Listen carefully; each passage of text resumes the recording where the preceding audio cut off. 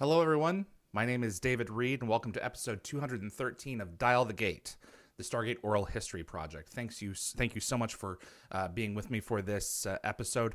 Bill Nikolai, technician Vern Alberts, and RDA's photo double on Stargate SG-1 and Atlantis is joining us for this episode. I'm really privileged to have him. Before we bring Bill on, if you enjoy Stargate and you want to see more content like this available on YouTube, click the like button. It makes a difference and will continue to help the show grow its audience. Please also consider sharing this video with a Stargate friend.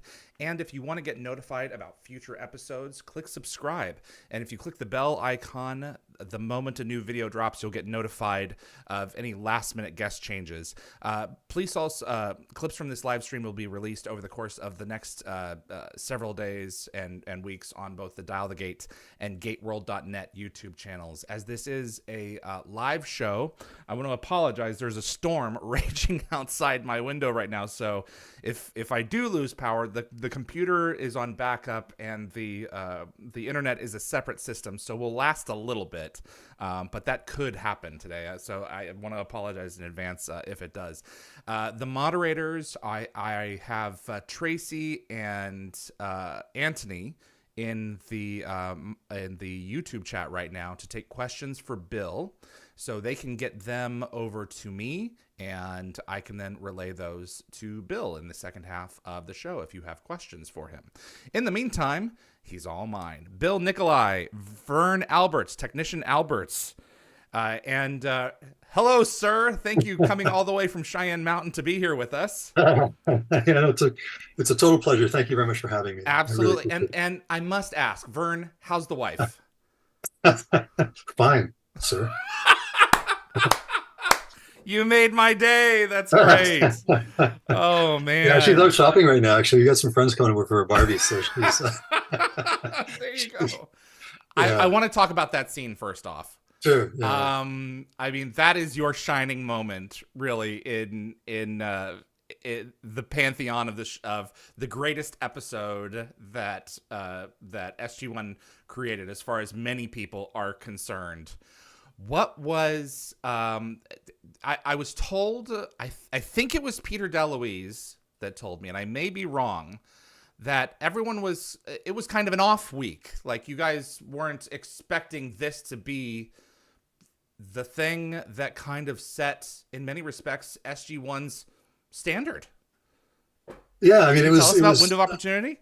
Yes, that's right. Yeah, it was a really fun episode, and I think we were way ahead in terms of the shooting schedule for that week, and so that kind of left the window of opportunity open for some improvisation, right? So Peter just had people doing crazy things, and I lucked out because I got a little tiny acting role there, and so yeah, it was a lot of fun. There was Richard at the Potter's wheel, and he was doing the happy face with the chips and fries, and yeah, it was super fun. And then the bicycling down the hallway thing where I got to act surprised was also a lot of fun. And that's where the name Vern came from, actually, because I had a little name tag when I was filling in for Gary Jones occasionally as a technician, and all of a sudden on the name tab, I believe, is Alberts. And so when we're doing this little improvisation, Richard said, "So what's your first name?" And paying homage to my dad, whose name was Vern, I said, it's Vern. Actually, my middle name is Vern, but that's where that comes from. Yeah, my dad's name is Werner, and Werner, very German. Yeah, I'm just happy I wasn't named Helmut, or no offense to any Helmuts out there, but no, they're all great guys. Seriously. Yeah, no, I would have loved Wolfgang, like Wolf, but probably would have changed my whole character. It's one of those great sequences, and the show was under time. They were putting it together in the editing, and they're like, we need more, and out of that. Born, I remember laughing so hard when I saw this episode for the first time. It's like, this is what Stargate, when you really open up the hood, and Yeah. look inside at all the parts, it really is a comedy in many Yeah, that was the respects. episode where they were hitting golf balls through the gate, I believe, and so there was a last minute call to get some clubs on set. I can't remember who they called, but yeah, they were Callaways, I believe. Let's do a little Brad bought commercial a here. new golf set with that Yeah, scene. I think he took those. I think he took those clubs, yeah, yeah. and I think that was Rick's bike. Was it not, It or did might someone well loan have it? been. No, I think it was his bike, and believe he had an old beater that just hung around set, and he would use it to cruise around the lot. If he had to go from the lunch truck to a production meeting, he would just hop on the bike and away he went. So, And of course, he yeah, got a bell. yeah, yeah, of course. Yeah, no, Yeah, I was in the habit of bringing my own bicycle as well to set. I live, I guess, about 7 kilometers from the bridge, so I would ride my bike most days. There was one day where I arrived at the bridge only to realize that I was supposed to be at the other studio, the Norco studio, the all otherwise known as the narcolepsy studio, because it was hot and stuffy and people would fall asleep. And yeah. as it happens, Peter DeLuise was at the bridge, just about to drive to Norco, so he just threw my bike in the back of his car or truck or whatever he was driving, and away we went. So yeah, there's lots of good memories from bicycles on set. One day I rode out to a set near the border, so it was a 50-kilometer ride with a 7 a.m. start. So we're talking 30 miles. My wife happened to be out of town, so I could get up really early, like 4 a.m. It was probably dark. Yeah, it probably was dark actually when I started. Yeah.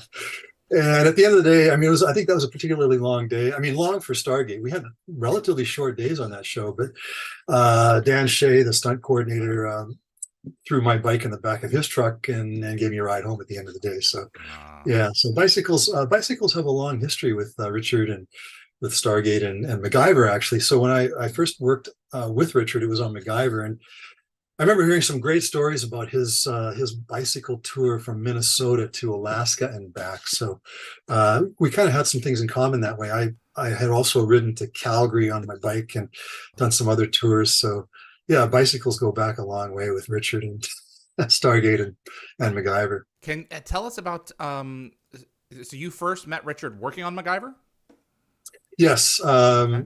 I happened to be at that time working as a historical interpreter at a place called Fort Langley, which is a National Historic Site. And I would do school tours, and students would say, "Oh, look, there's MacGyver." And I had no idea who they were talking about. I wasn't watching a lot of network TV at the time.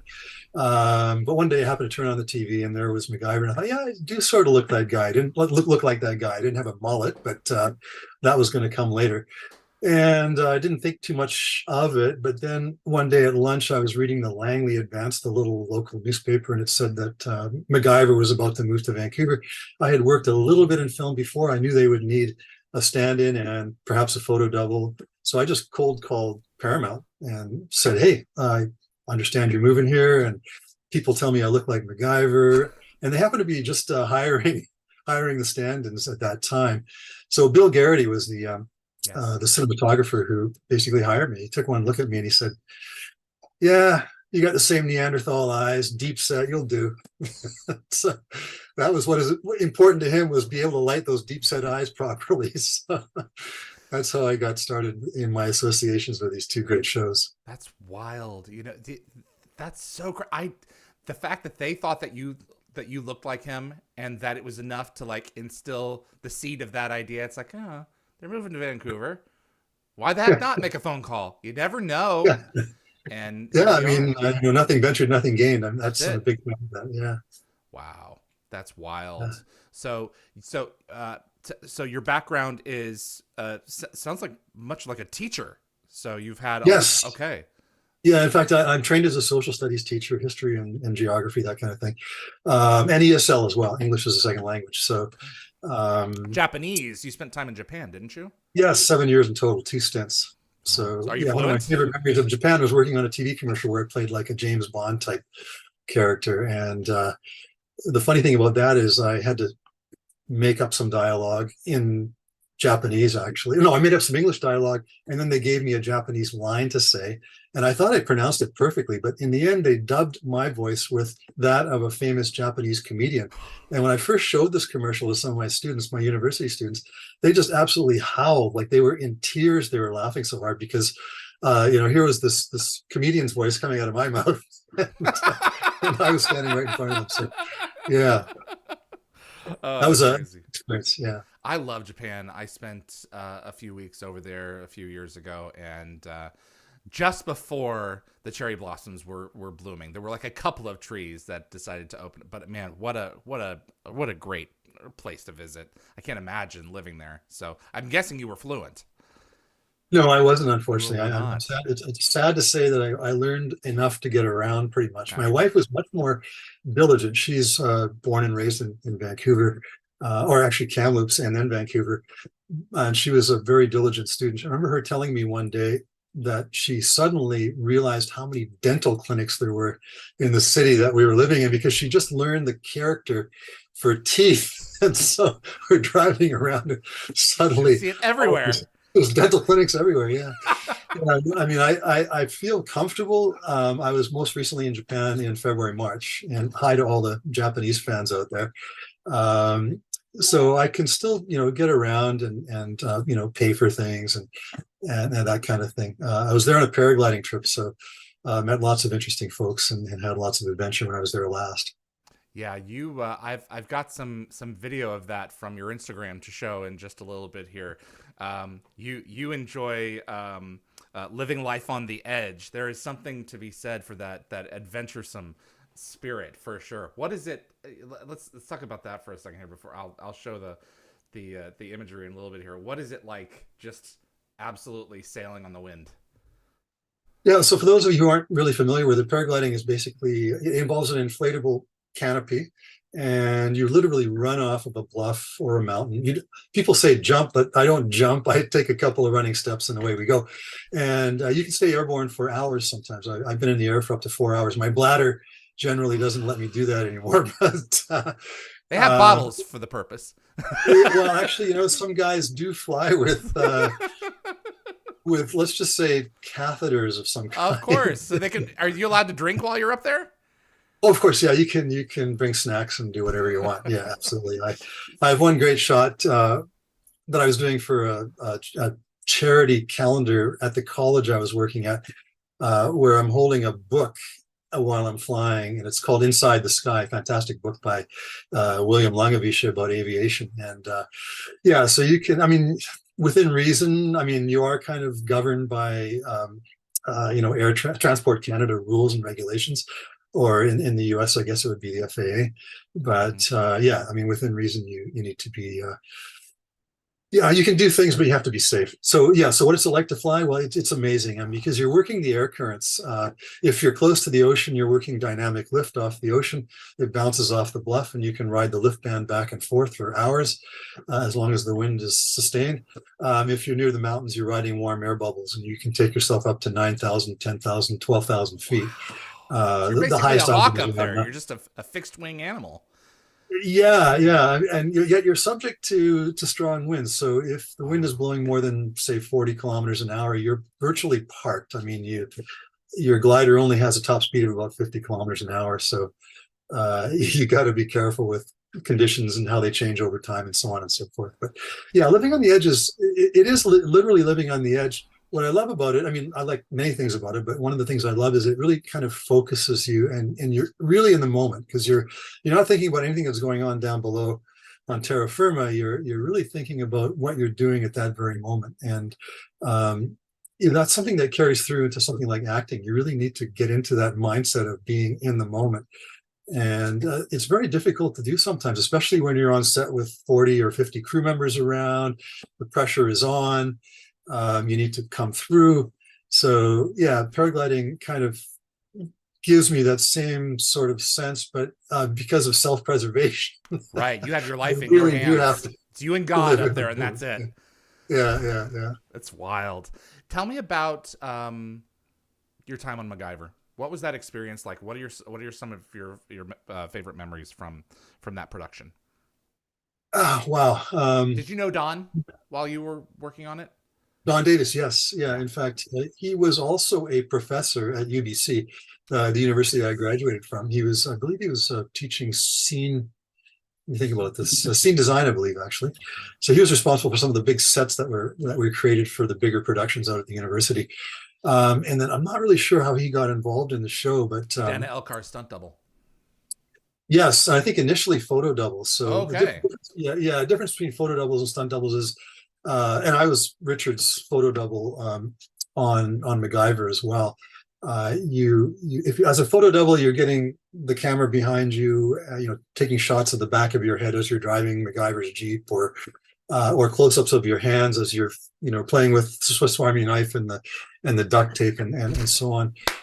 Stunt double, of course, you're doing something that's more dangerous, more Yeah. precarious.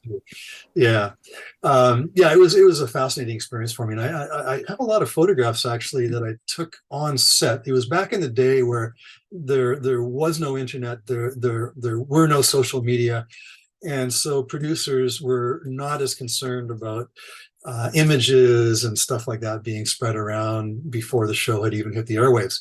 So I was fortunate in the sense that I would bring my 35 millimeter SLR with me for the entire season. I only worked one full season on that show. I worked a little bit as a photo double subsequently. There was a writer's strike at the tail end of that season. And so I took a job as a film technician at UBC. I'm pointing behind me because that's exactly where the university is. And so I was only there for one season, but I did have that camera with me all the time. And I took mostly crew photos, but I've got lots of great shots of Richard and some of the co-stars. And one of them was Alyssa Davalos, I believe. There was a two-part episode called Love Lost, which I think was the first two episodes of, I guess it would have been let me think about this, season 3, I guess. The first season they were in Vancouver. So that's kind of fun. I think I have that binder up here in my shelf somewhere. I see it right up there in the corner. Yeah, season 3. That's Yeah, great. maybe I should just grab that for a second. Let me just see if Sure, that'll go work. I'll ahead. just hold it by the screen. Absolutely. Uh, I love show and tell. yeah, Wow. so Holy cow. yeah, so can we see any of that? Yes, we can. A lot of reflection. There's a big explosion. Um, Wow. so this is all shot with just 35 millimeter film, right? So Yeah. um, here's Richard with a flamethrower, I believe. There, you Oh see my that? gosh. Yeah. So there's some great makeup work, which I think already at that point was the artistry of Jan Newman, Oh, right Jan, there. yes, she was on MacGyver. Yeah. Absolutely. Yeah. So those are scars on the back of Bruce McGill, who I can't remember the Oh. character's name. He was the MacGyver sidekick, or Let's see here. yeah. Well, in fact, here's Bruce in the same episode. Can we see Jack that? Dalton. Jack Dalton, yes. So he's tied to a Okay, stake yeah. there, tied to a stake. So, and there's the scars on his Wow. back from getting whipped. Um, and then we've got, what else we got there? Sorry. We've got some great shots here. Here's a couple of nice shots of Richard with the Make-A-Wish Foundation. Ah, that was a big Yeah. part of both of So, those shows. yeah. So I've never spread these around the internet Yeah, because, there's a lot of individuals here who may not appreciate having sure. these images spread around. But here's some stuff that was shot at a local ski area. And this episode was called, uh, GX1. GX1. So that Hot air we've seen balloon. the hot air balloon, yes, and that was actually suspended from a crane in the parking lot of the ski area. Yeah, and then I think I'm in one of those shots there, standing in with two other stand-ins, two other second teamers. So yeah, Wow. so these are there are lots of those moments from that particular season that are kind of captured in um, some of these photos. Well, let me switch over Well, here. Give me just a second while I switch my system over here. I want to uh, share what you sent over with me here. Give me just 1 second to do that. It's always so tricky to do this live, but I want you to be able to see the content as I do. Okay. yeah, Okay. I could do a screen share as well. I think I have some photos, probably the same. Actually, there's a few other ones here from Stargate. Yeah, I got the ones that you posted. Let me share this here and share this here and here. Okay, here we Speaking go. of, Just 1 second. sure. Okay, David, don't get it together. Okay, there we go. Can you see that? Oh yeah. All right.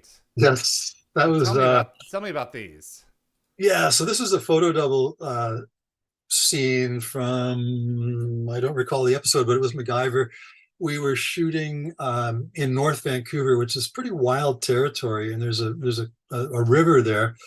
I believe it was Lynn, maybe Lynn River, and Richard is in a biohazard suit because there was obviously some sort of biohazard involved in this episode, and I was photo doubling him with the headgear on, and then also flying around in a helicopter. So it was my first ever ride in a helicopter. So that was that was a great memory. Wow. Yeah, and oh, there we are. Okay, that's the hockey episode. So usually once a year, Richard would do. Oh, Richard, I should say the MacGyver folks would do one hockey episode because he Hmm. grew up in Minnesota, played ice hockey, and so there we are out at the University of British Columbia in the rink there. And this is the first episode that Dan Shea ever worked on, I believe. He was the Really? Yeah, so he was the coordinator. There were a bunch of varsity level hockey players who played on this episode, and so Dan not only coordinated that, but he also was Richard's double and stunt double on this episode. It's kind of an interesting junction in both of our lives. So at this point, Dan had been working, I believe, as and he'll correct me, I'm sure, when I see him in the neighborhood here, because he only lives a few blocks from me. But he had been working as a fitness instructor slash coordinator at a local community center. And this is, I believe, his first episode on MacGyver. So had it not been for the fact that Dan shoots right, as does Richard, and I shoot left, there's a possibility that at this point, maybe our careers would have diverged radically. Oh, that's amazing. Yeah, and I'm not saying that in any way regretting Well, it. So here we no, are. absolutely. But Here, it's just those little twists of fate. yeah, exactly. Um, and okay. This is obviously in front of those movie production company trailers, and it's two dummies posing together. So I was photo doubling Richard there, and they were also, I believe, throwing him off of a big ship or something. And at some point, they elected to use an actual like dummy for that. So Wow. yeah, that's what that's all about. The thing I would think about that would be an issue with those is how do you keep it from like flying like end over end to be okay, that's clearly not a person. I think you would have to like do it a few different times in order to make it get the because it catches air and then Yeah. it's tricky. Bill Murray did the same thing in Groundhog Day for those wider Oh, shots is that right? jumping off the clock tower. They used the dummy, so yeah, Yeah. it's wild. But the Yeah. likeness, Bill, is striking, I must say. To the dummy. That's right. I look like a real dummy. Let's look at some Stargate photos. Sure. Yeah, that says Vern Alberts. I don't recall what episode. That may have been Ergo, which is one of my favorite episodes. Mainly because I got the chance to work with Dom DeLuise. I don't think I had much to say in that episode. I never did on Stargate, but Dom was just such a sweet man, and we had some great conversations. He had an interest in Japanese, so he had lots of talks about that.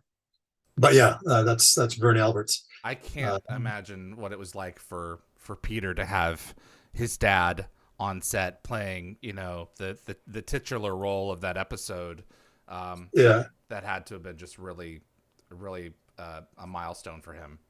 Oh, absolutely. I mean, I could see it every day in Peter's demeanor, and Dom also was delighted to be there, and as I said, just a really really sweet person to be around, to work with. So that's a big highlight for me. Yeah, there he is again. Okay, so this was I believe this was Double Double Jeopardy, Jeopardy. if I'm not mistaken. Yeah, so of course Richard on the right, Dan Shea in the middle, and Yep. then yeah, so yeah, in that episode, I ended up wearing a lot of dots on my I'll face. have one of those.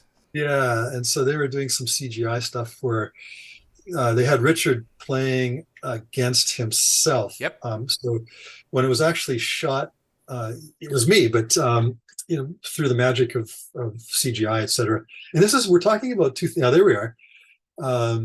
Yeah, through the magic that was being rendered there, they were able to, in the finished product, put Richard where I am, so you would see him wrestling with himself in the scene. It's But seamless. it was yes, but it was a really great experience for me because there was dialogue there that was going on between the two Richards, and so I had to actually deliver that dialogue in the scene to Richard, and that was one of the great things that one of the things I loved about working on Stargate was that as a stand-in and even as a photo double, I would frequently get the opportunity to do off-camera lines for other actors, and it's something that doesn't happen very much anymore. And part of it is union rules. I mean, it was a little looser back then, and so it was just a great training experience for me to be kind of put on the spot a little bit. And of course, occasionally I got paid for those efforts, because if they were dressing me up and catching a big piece of me as my back was to the camera, but I was delivering lines to one of the guest actors, then often they would pay me as an actor, which was fabulous. Absolutely. This was Michael Shanks's outing as director. Oh, okay. I didn't remember that, but yes, I think you're right. Yeah. Yeah. That's his show. That was in there's season 4. End of season 4. Yeah. There's Dom. That's just a fabulous photograph. I have it, I think, glued inside a cookbook that Dom had put out, along with his autograph. Yeah. Great guy. Yes. So that's, I believe at that point, Richard was a general, perhaps. I can't remember. Is that, I've seen colonels. I think if I'm right about this, this is Between Two Fires in season 5 when they're just getting back from Tolana. So, because this is the outfit that he wore after Omok's funeral. Oh, okay. So still a colonel at that point. Yes. Okay. Yeah, absolutely. Who is this down here? Is that Garrity? That is Mr. Menard. Oh, Jim Menard. Okay. Yeah. All right, very good. So he was probably DOPing at that point. Yeah, Yes. director of photography. Yeah. Okay. Yeah. And of course, there's Peter, who I've run into occasionally in the last few years for different reasons. I had the opportunity to be Amanda Tapping's dead husband on Sanctuary. So, Bill, how would you like to be Amanda's dead husband?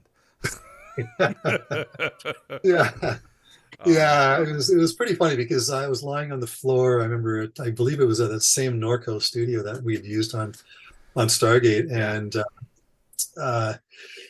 so I'm lying on the floor. The camera's on my face, and I'm supposed to be dead. I've got major scars along the side of my neck where some monster has clawed me to death, and Peter's directing, and he's giving me grief because he can see a little flicker under my eyelids. Plus, he can see the vein in my forehead throbbing. Yeah, exactly. Bill, I want you to stop that vein. There's nothing you can do about it. It's autonomic, sir.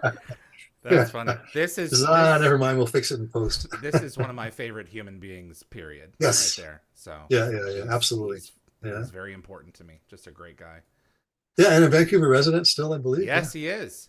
Yeah. So this is one of my favorite sequences from season 1, and I always wanted to know how this was achieved. And here you've given me a photo, and this is really cool. So what are you doing? So my hand is sticking up through that table, and my hand is. It's your knuckle. Yeah, it's your hand, and then the my whole arm hand is and the wristwatch is. I don't want to divulge all the magic here, but the wristwatch is hiding the joint between my hand and the prosthesis they were using. So Richard has like a box cutter or a surgical knife of some kind, and he's slicing open his forehand to reveal, I believe, a bunch of mechanics in there, sort of bio mechanical stuff, right? So it was a fairly interesting cheat. I mean, we've got Richard there wielding the knife. We've got my hand sticking through there, twitching and doing whatever. And then there's the prosthetic that was created for the scene that's actually being sliced open. So were you controlling the servos that were moving inside of the arm as well, or was that all No, done? that was all done remotely. I can't Wow. remember how I did that, but the only thing I controlled there was my finger movement. So Right. Yeah, make it look there's a real. little bit of, yeah, yeah.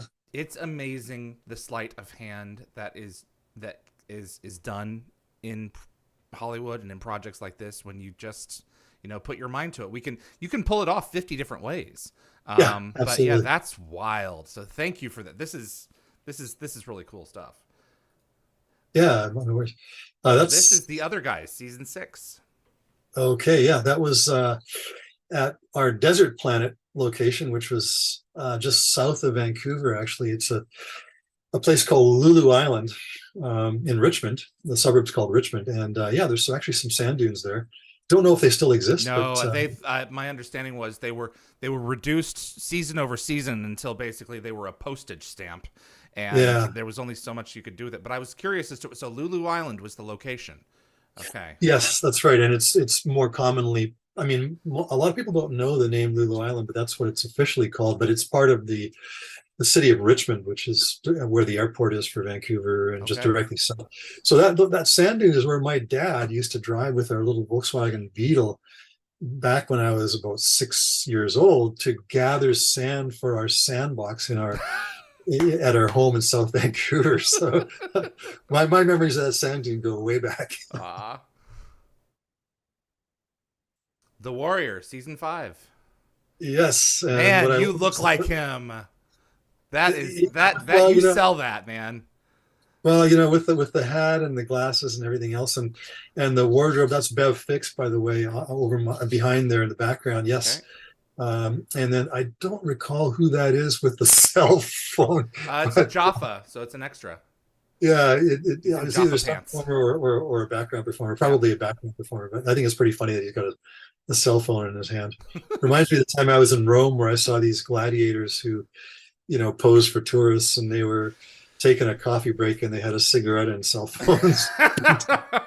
That sounds about as strange as when I saw Captain Kirk at Comic Con with a cell phone on his ear, and I had to get a picture of him because I was like, "That's your fault that Right. exists." It wasn't actually Shatner, but it was someone who was dressed like him and looked a lot like him. Yeah. So some Also, of my The best friends. Warrior. Oh yeah, there we are. Same. Yeah, it's probably the same day. And direct or the first AD in that episode, and of course that's Peter DeLuise who's directing. But off to my right in the background is Alex. In the pink. Alex, yes, in the pink. I've forgotten his last name. I think it was like Karis or something. A Greek last name. Okay. Yeah. Yeah, this is the easy stick boy scene with I forget the actor's name, but we lost him in the last couple of years. He's no longer with us. His name is not coming to me right now. But and Peter also set up he took inspiration from The Matrix to create this shot with him and Christopher fighting at the end. That was Rick Worthy's episode. So Okay, hang on 1 second. I've lost your screen share. So let me just have a quick oh. look here to see what's going on. I think let's yeah, I don't know what happened there. Let me try it Um, again. yeah, Can you see me? I don't see you either. Oh yeah, there you are. Yeah. There we go. Okay, great. Yes, Okay. yes, yes, yes. We're good. Yeah, so that was Yeah. really a cool sequence because you had Rick Worthy and Christopher, and Rick did most of his own martial arts for that, and then they had the camera just around this disc, so Yeah. very cool Yeah, and the scene. disc was moving. Yeah, it was very interesting that scene actually. Yeah. Yeah. So this is one of my favorite moments from Atlantis. This is the return part 2, and Jack has to save the Atlantis team, and in order to do that, he goes for a little swim. Tell us your memories of this sequence. Yeah, so I was that was out at the University of British Columbia, UBC, in their marine engineering building where they had this large tank where they could build scale models of vessels and other things, and that's where this was shot. So now, as it happens, I was already um, a library school student at that point. I started a second master's degree in at the age of 50 in 2006, and I got 3 days though, and I think they paid me as a stunt performer on that show. as it turns out, Richard did all of his own underwater stuff, swimming Wow. and holding his breath and so on and so forth. And so I spent most of my time just hanging out, watching, and I had this camera with a dive housing. So I've got lots of great photographs and some video as well, actually. And I believe Martin Wood was directing that episode. So yeah, it was just fascinating watching how that was being done. There were obviously lots of technical challenges to deal with when you've got cameras being submerged and actors who are holding their breath. So Absolutely. It's a whole yeah, complicated process. But yeah, what a yeah. So I great was I was, sequence. I was lucky because I had quite a bit of experience doing recreational scuba diving. So hence the call to come and photo double and perhaps even stunt double Richard. That worked out well for me as well in a show that I acted on called First Target, Okay. starring Daryl Hannah. And in that show, I get wooed by a beautiful woman. She's an assassin, um, Of who course, then, they always are. yeah, who then drugs me after I get to kiss her, or maybe it's somewhere. Anyways, drugging, kissing, and then I get knocked off my boat and drowned by my head being shoved under the water. Oh And my so God. yeah, yeah. So that was a lot of fun. First Target, and that's one of the bigger acting roles I've had. And by big I mean like 6 lines. It wasn't much, but a lot of fun. So yeah, Hey, good sometimes memories. your recreational pursuits can come in handy. Uh, Absolutely. when it comes to doing stuff like this. Speaking of Yes, recreational yeah, pursuits.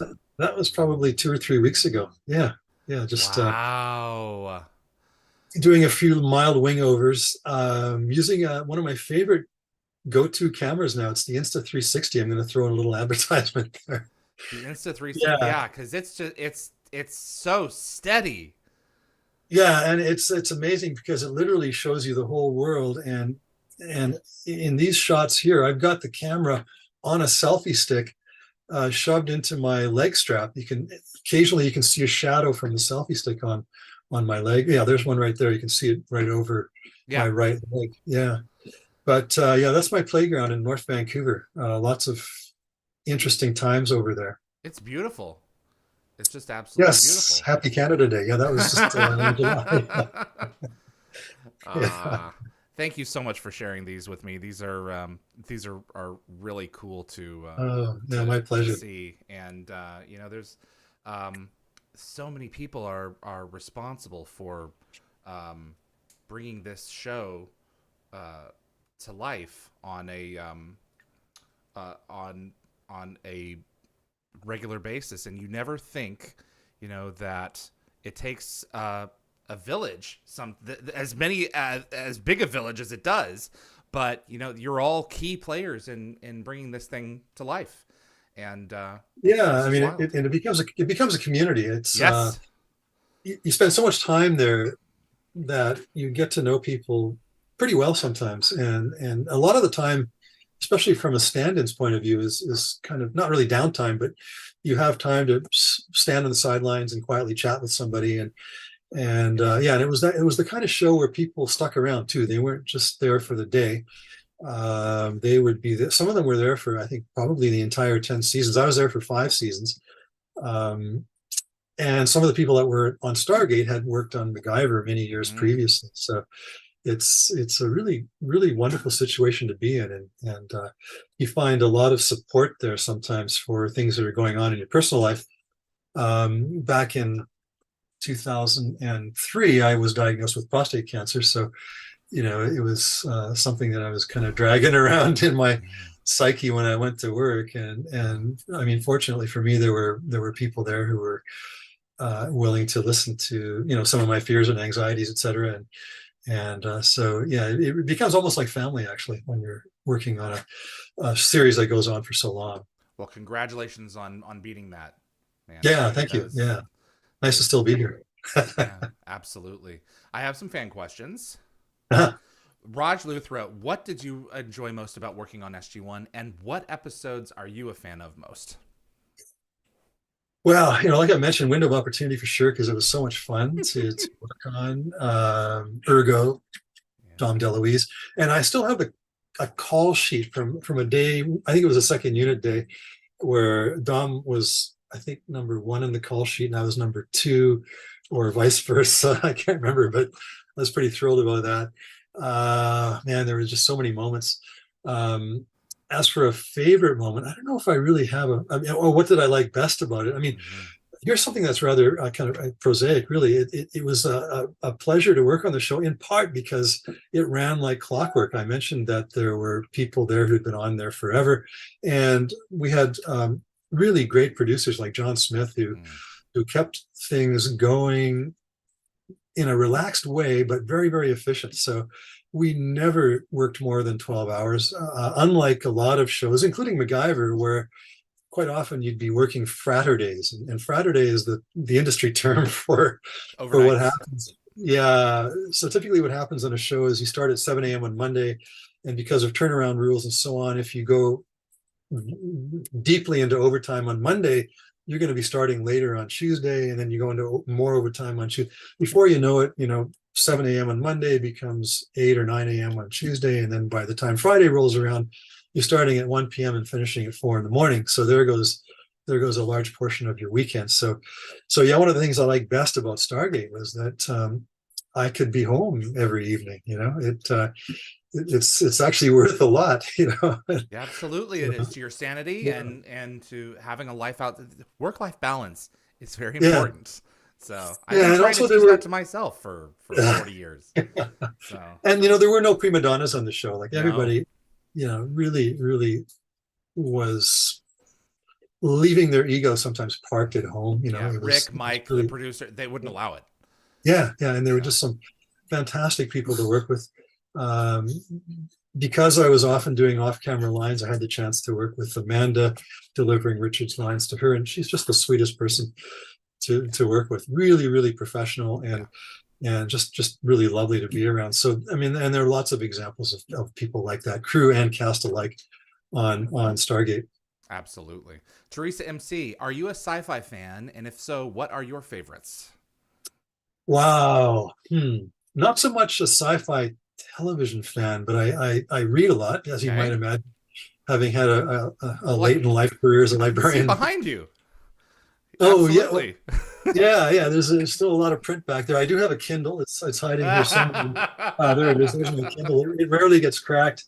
Um, so sci-fi. I mean, I just recently read. Where is it? It's here somewhere. Is that the The celebration Midnight. of 10 years book? Oh yeah, I got that here. Yeah, that's Yep. Celebration of 10 years. Yeah, I I have one got that myself. out It's a to. great book. I got that out to remind myself of some of the episodes that we worked on. This is Absolutely. 1969, right there. Um, but I recently read The Midnight Library by Matt Haig, which is I would call it sci-fi. So I highly recommend that book to anybody Okay. who's interested. And what's interesting about that book is it's about possibilities. What might have happened if this life had occurred rather than the one that we started with here at the beginning of Matt Haig's book. So um, it's almost like a butterfly effect kind of story, but it's definitely sci-fi. Highly recommend that. So, but Wow. yeah, I Okay. don't watch a lot of sci-fi, but occasionally Apple TV Plus for All Mankind. I love. I've heard it's good. My Yeah, dad wants to um, watch it, so we're probably going to get into it yeah, at some point. yeah. Absolutely. Lockwatcher wants to know, what was there a difference between your days when you worked as a photo double rather than on screen as Vern, and what was a typical day for you like? Well, typically I was working as a stand-in, and Okay. so essentially a crew member. Okay. So you're making the stand-in's wage, which isn't huge. It's I can tell you right now, it's currently at around 27 or $28 an hour Okay. Canadian. So in real money, that's probably only about 20 bucks an hour. Real money. But It's all yeah, fake now. Jeez. Yeah, yeah. the So stand-ins, there's a please continue. oh yeah, no, you're about to say. Well, I mean, there's so much that you guys are responsible for helping to light the set. You're there before the actors show up so that everything is configured properly. There's a lot that goes into that. So I was Yeah. all yeah. I was going to say, typically for a stand-in, what happens is the actors will be brought in to block the scene, which means they run through it a couple of times. The directors there watching closely, and then as the scene is blocked, the camera assistants start putting down tape on the floor or colored sandbags if they're outdoors. marking where the actors are moving to within the shot. And once everybody's happy with that, then the first team goes away, the first team being the actors, and then the AD will call for second team. And to this day, if I hear second team somewhere, like if I'm working on a project somewhere and I hear second team, I'm jumping and wondering if I should be hopping. Absolutely. So second team takes over. They stand on the marks, and then the camera guys and the lighting guys, they basically adjust everything to make it look good for, half hour down the road or whatever time it takes to set things up. And then they get rid of the second team. First team comes in, they shoot the scene, and then it all happens all over again throughout the day. So that's typical for a stand-in. Now, when I was working as Vern Alberts, it was like Cinderella, right? So all of a sudden I've got a dressing room, with Alberts on the door, people will hand me a bottle of water, Absolutely. Yeah. So it really was like being Cinderella, right? Like the technicians were important, they made it spin, and because spinning is so much better than not spinning. So yeah, there were lots of times where I was thinking maybe I should just lurk outside the studio here and kneecap Gary Jones so that I'm on the show more regularly. Jeez. Sorry, Gary. Oh, that's funny. There's so much work that goes into being there to shoot all of those close-ups with your hands. A lot of the business that's being done. I suspect in MacGyver for that year, there was a lot of that because he's constantly working on something. And so there was a lot of that. So you're watching quite often the master has already been shot, and then the second unit, which is another film crew, will pick up stuff like inserts, so close-ups of hands and that sort of thing, or the back of MacGyver's head as he's driving the Jeep, as I mentioned earlier. Interestingly, my hands don't look anything like Richard's, but whatever. They decided that they did. Yeah. And I recall one instance, and I can't recall now who was directing the second unit that day, but it was a promo that they were doing for MacGyver where he's touching some electrical wires to something, and there's like a light bulb that just suddenly explodes. And this is in the days prior to video. It was all being shot on 35 millimeter film. So it would take a long, and there was no CGI. We're talking 1987, right? So, yeah. So, I'd done a lot of photo doubling at that point, but for some weird reason, I misanticipated the contact of the wires with this device. And I didn't react until like pretty much a full second after it exploded. And the director was just, I wouldn't say livid, but he was like rolling his eyes and talking, how's it that you couldn't react? So to this day, this is like how many years later? I mean, like 30 something years later. It still bothers you. Yeah, it still bothers me. Those you can't fire on every cylinder every single time your entire, sooner or later there's going to be something like what's like, yep, I screwed up. So what do you do again? Can we do it again? Yeah, I mean, it's just, so it's there's stuff that goes into jobs like photo doubling that people aren't aware of. Even standing in, I mentioned standing on the tape, but it's more than that. You're watching the action as the actors are rehearsing the shot and tape is going on the floor. You, the stand-in, are supposed to be watching what the actors are doing. Which hand did they use to open that door? That kind of thing. So when they are rehearsing with the second team, just before they bring first team back in again, they want to make sure that they're doing the right camera moves. And if you haven't been paying attention as a stand-in and you're able to replicate what they had established, not on tape, but in the rehearsal while they're blocking, then you're not doing your job, right? So those are some things that people aren't aware of. A lot of people will do a stand-in job without really knowing what's entailed, and they'll fail miserably because they just don't pay attention. And yeah, you got to be watching because you're mimicking. Yeah, so, exactly. Yeah. Absolutely. All right, Bill. This has been a real treat to have you on. Likewise, same here. Yeah. You've provided a lot of fun stories, and it's always fun watching your stuff on Instagram. Keep sailing. It's you only live once, so Yeah. it's Yeah. awesome that you have those passions. You remind me a lot of Cliff Simon. Yeah. Yeah. Did a lot of that. He was an amazing individual, actually, and Yeah, so sorry what happened there. Yeah, absolutely. he was a kite surfer, right? Yeah, it's something I haven't done. Yes. Yeah, he was kite Um, surfing, and I mean, if in the scheme of things, if we have a choice on how we're going to, live our last day, and we know we've got to go out, I wouldn't be surprised if I would pick something like that myself. So as long as I'm not taking yeah, anyone else with me, so that's yeah, the important thing. exactly.